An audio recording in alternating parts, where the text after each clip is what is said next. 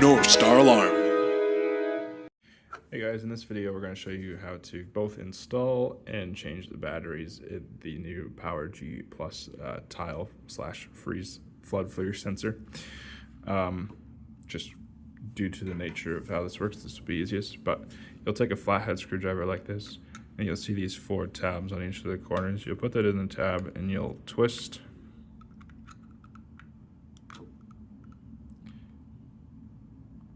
so you can see this just pops slightly off the corner. You'll then switch to the opposite corner diagonally. Do that here. You go to the next one.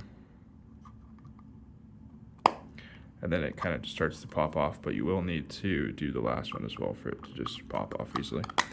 Once you do that, you're inside. If you're installing it for the first time, you need to switch these batteries to the right side up. So positive side facing up. If you're swapping the batteries, you'll just drop your CR2450s in here.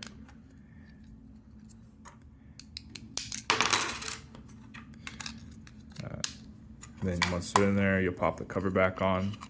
Cover pops it super easily, just like that. You're good to go. And then if you're swapping the batteries, that's it, you're done.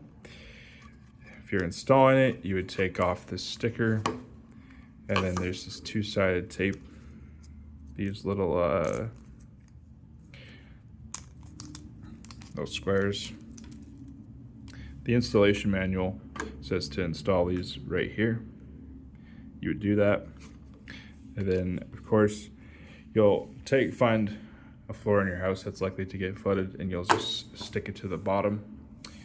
You'll be good to go.